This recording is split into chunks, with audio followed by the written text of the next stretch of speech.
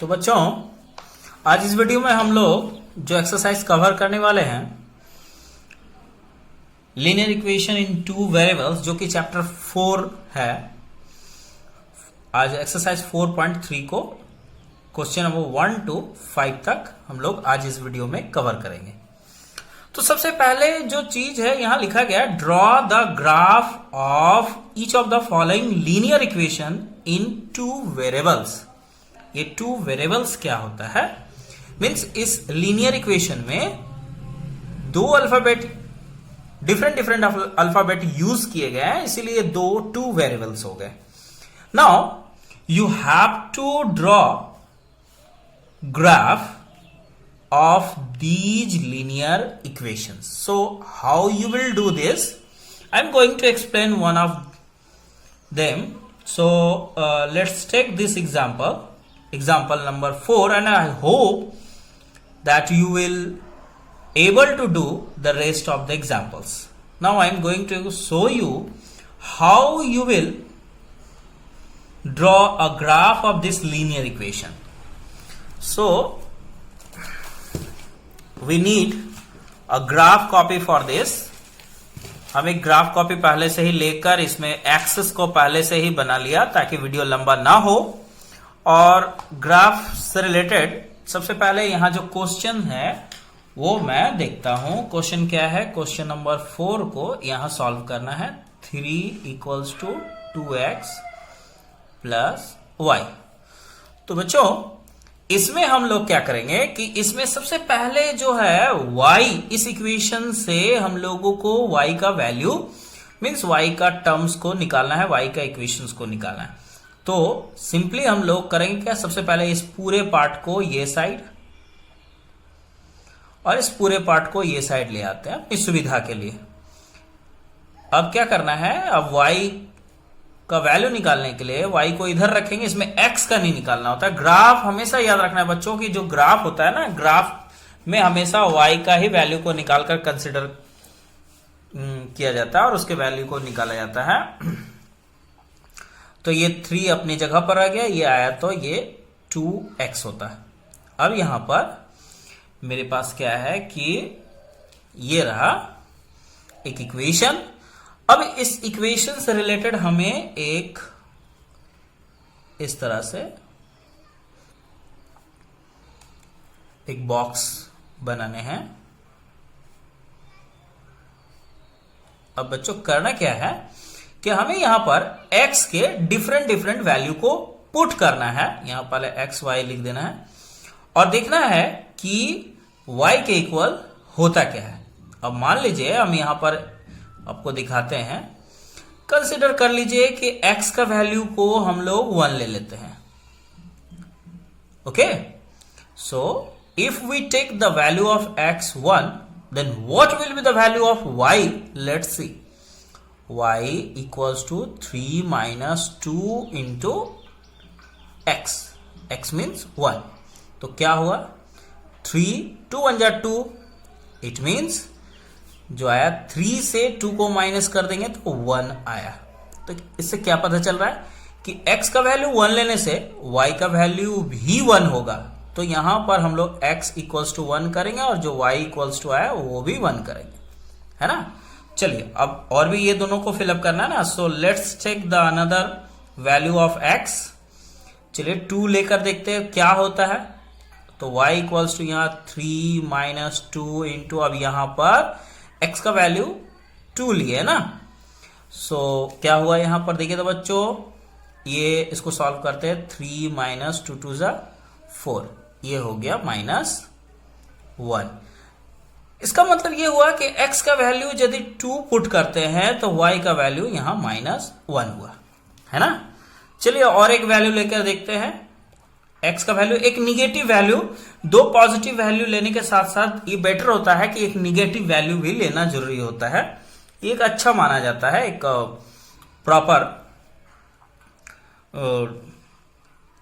इसमें ये होता है कि यदि हम एक दो पॉजिटिव वैल्यू के साथ एक निगेटिव वैल्यू ले लेते हैं तो ये प्रेजेंटेशन बहुत अच्छा होता है। तो यहां पर मान लेते हैं कि चलिए हम कुछ भी ले सकते हैं, एक ले ले -1 ले लेते हैं। सो अब ये y इक्वल्स टू क्या आ जाएगा 3, ये माइनस ये 2, अभी x इंटू -1, क्योंकि x का वैल्यू -1। अब इसे सॉल्व करते हैं। 3 माइनस माइनस प्लस 2 1 जा 2, 3 2 5।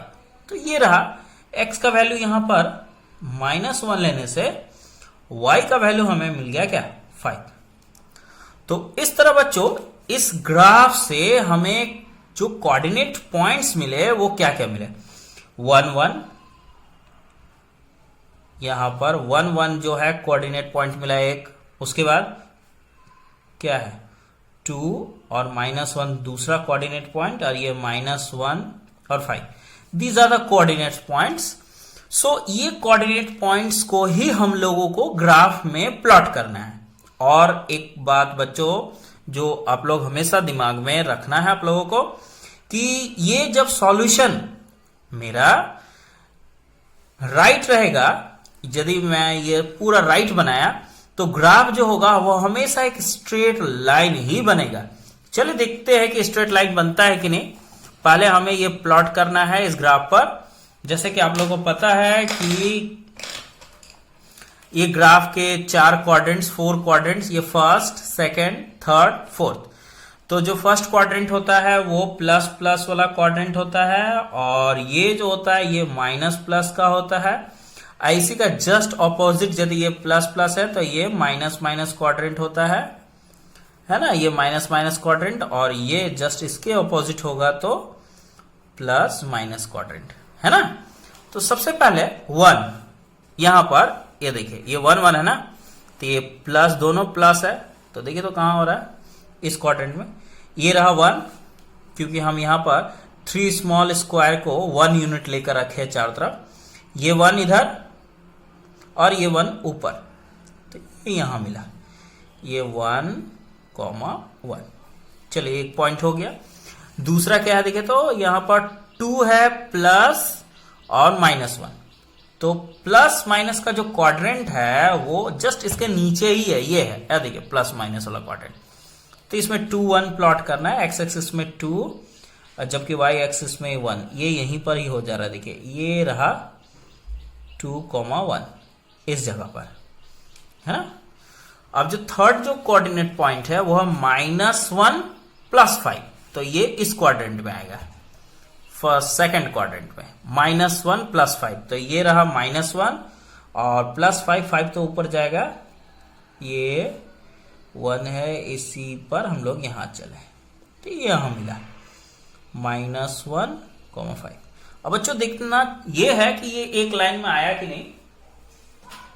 चलिए देखते हैं कि ये तीनों पॉइंट्स एक लाइन में आया कि नहीं। यदि एक लाइन में आ गया तो मेरा ये ग्राफ बनाना बिल्कुल सही है। देखिए एक लाइन में आ भी गया है, ये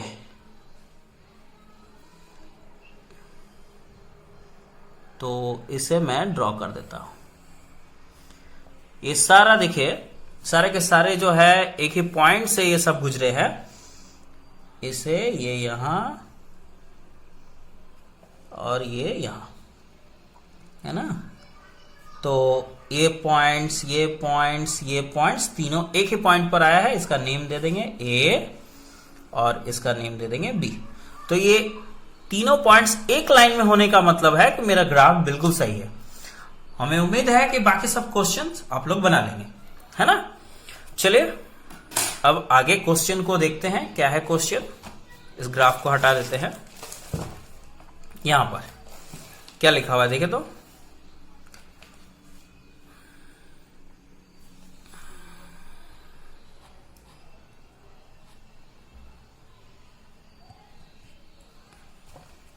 ये give the equations of 2 lines passing through 2, 14. How many more such lines are there and why. तो बच्चों यहां पर क्वेश्चन क्या है, सबसे पहले लिखा हुआ है कि give the equations of 2 lines, माने 2 लाइन का इक्वेशन देना। तो अभी अभी आप लोगों ने देखा कि एक इक्वेशन से एक ही लाइन बनता है, तो इसका मतलब हमें 2 इक्वेशन बनाने पड़ेंगे, है ना। और तो और वो लाइन 2,14 से गुजरना चाहिए। यदि हम इस ग्राफ में देखें, यहां पर ये ग्राफ ले लें, तो ये रहा 2, और यदि 2,14 की बात करें तो 14 जरूर इधर ही कहीं होगा, मतलब वो पर्टिकुलर 214 कहीं ना कहीं तो एक पॉइंट ही होगा ना ग्राफ में। तो ये तो एक पॉइंट है जो कि ग्राफ में है। तो बताना है दो इक्वेशंस, ऐसे इक्वेशंस बताना है कि उस इक्वेशंस को सॉल्व करके ग्राफ में प्लॉट करें तो जरूर वो लाइन 2,14 पॉइंट से गुजरे। तो ऐसा कौन कौन सा इक्वेशन हो सकता है? तो बच्चों सबसे पहले तो यहां जो दूसरा क्वेश्चन है, how many more such lines are there, और भी कितने सारे लाइन्स हो सकते हैं। तो किसी भी एक ठो पॉइंट पर यह बात याद रखिएगा कि किसी एक पॉइंट से बहुत infinite number of line pass हो सकते हैं। तो सबका equation infinite number of line pass हो सकते हैं, तो बहुत सारे इक्वेशंस को बनाना पॉसिबल है नहीं। तो चलिए दो इक्वेशन को बना के दिखाते हैं। यहां पर ये जो है, पहले तो ये लिखना है कि फ्रॉम, ये question number 2, from a given point, from A given point finite, infinite,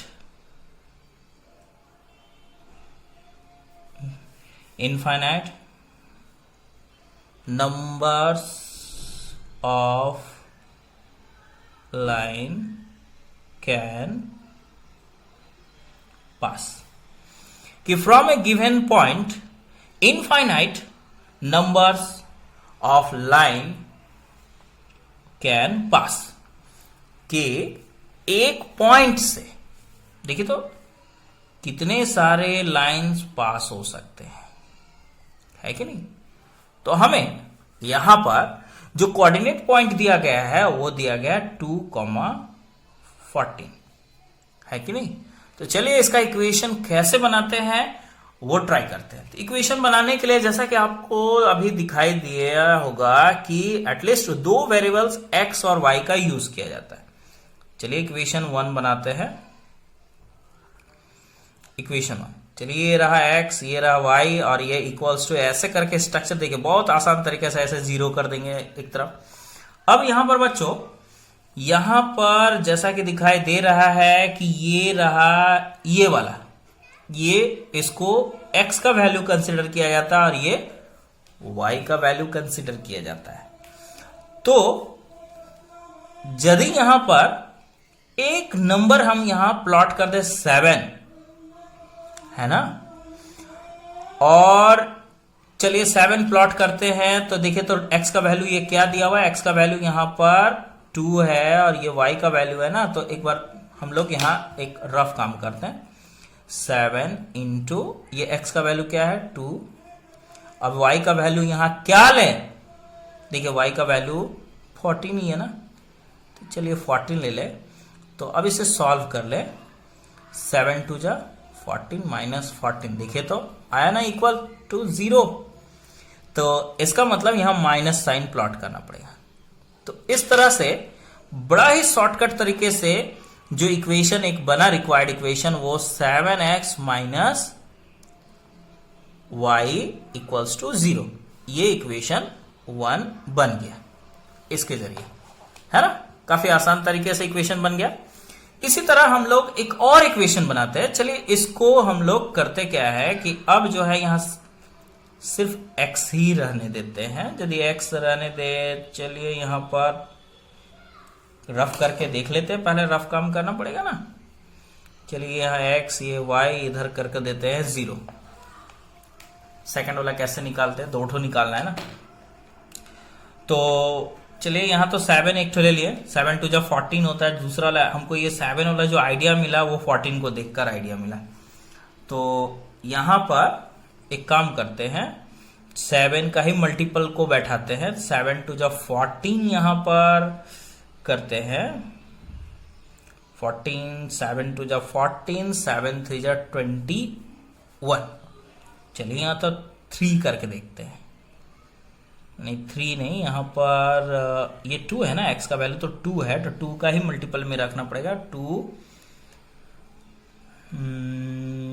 7 रखे हैं, 8 रखना है। चलिए यहां 14 रख के देखते हैं। 14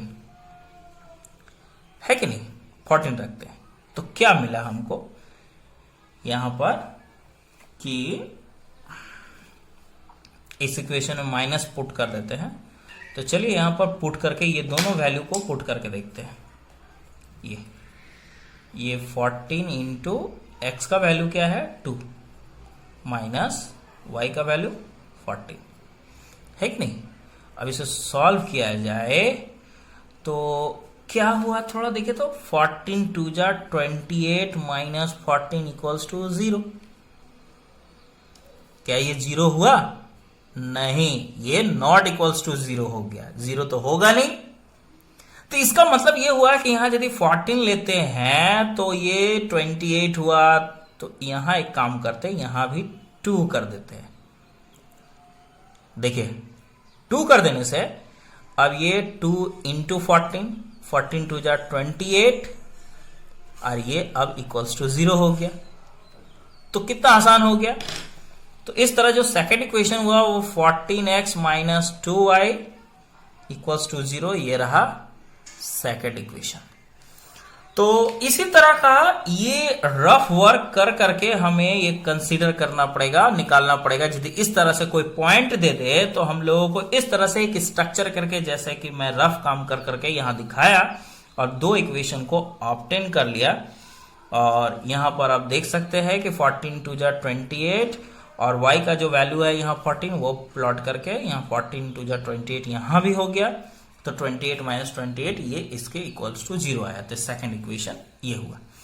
तो ऐसे ही करके हम लोग बहुत सारे इक्वेशन निकाल सकते हैं, लेकिन यहां क्वेश्चन में एक ही बोला गया है। तो उम्मीद है कि बच्चों ये जो क्वेश्चन नंबर 2 देखे, ये इस तरह का यदि सवाल आए तो आप लोग बहुत आसानी ढंग से इक्वेशन को निकाल सकते हैं। अब क्वेश्चन नंबर 3 को देखते हैं। क्या है क्वेश्चन नंबर 3 में, ये थोड़ा देखो। क्वेश्चन नंबर 3 लिखा क्या गया है कि the taxi fare in a city is as follow. For the first kilometre the fare is ₹8 and for subsequent distance is distance it is ₹5 per kilometer. Taking the distance covered as x kilometer and total fare as ₹y, write a linear equation for this information and draw its graph. तो बच्चों यहां पर इस questions को पढ़कर सबसे पहले एक लीनियर इक्वेशन बनाना है, और जब लीनियर इक्वेशन बन जाएगा तो उसे फिर ग्राफ में भी शो करना है। तो बच्चों हम लीनियर इक्वेशन बना के दिखाते हैं और ग्राफ में कैसे सॉल्व करके बैठाना है वो आप लोगों का ड्यूटी है। यहां इस तरह का जो बताएं ग्राफ में प्लॉट करना वो खुद से कर सकते हैं। तो चलिए यहां पर हम पहले लीनियर इक्वेशन पढ़ते हैं। सबसे पहला चीज कि यहां जो दिया गया है वो ये दिया गया है कि जो टोटल डिस्टेंस है वो है x किलोमीटर, ठीक है। और कंडीशन ये है कि इस x किलोमीटर में फर्स्ट 1 किलोमीटर का जो फेयर है वो फिक्स्ड है ₹8, और बाकी उसके बाद जितना डिस्टेंस कवर होगा वो डिस्टेंस के लिए ₹5 पर किलोमीटर देना पड़ेगा, है ना। तो इसको हम लोग यदि कुछ इस तरह से समझे, सपोज कि मान लीजिए कि A और B 2 जगह है, यहां से यहां तक का जो डिस्टेंस है वो है x किलोमीटर, है ना। और ये डिस्टेंस को कवर करने के लिए जो चार्जेस पे करने पड़ते हैं फेयर, है ना, वो ₹5 पर किलोमीटर। ये किसके लिए, ये जो चार्ज है वो कब, जब मान लीजिए कि यहां से यहां तक जो डिस्टेंस है 1 किलोमीटर डिस्टेंस कवर करते हैं, तो उसके लिए फिक्स्ड अमाउंट ₹8 देना पड़ता है, ये देना पड़ता है। अब जो बचा डिस्टेंस, क्या बच गया, टोटल डिस्टेंस x है, उसमें से 1 किलोमीटर निकल गया, तो जो डिस्टेंस बचा x माइनस 1 किलोमीटर, ये डिस्टेंस यहां से यहां तक जो डिस्टेंस है, इस डिस्टेंस के लिए पर ₹5 पे करना पड़ेगा, ये है कि नहीं। तो ये जो है पे करना पड़ेगा यहां पर। तो अब इससे इक्वेशन क्या बनाना है, तो इक्वेशन क्या बना, देखिए ये हुआ ₹8 1 किलोमीटर, है ना। तो यहां पर जो लिखेंगे वो क्या लिखेंगे, वो देखिए बच्चों, क्वेश्चन में और एक दिया हुआ है, ये टोटल डिस्टेंस का जो फेयर है, यहां से यहां तक का जो फेयर है, वो फेयर यहां से यहां तक का जो फेयर है, टोटल फेयर सब मिला के ₹Y लगता है, क्वेश्चन में दिया हुआ है।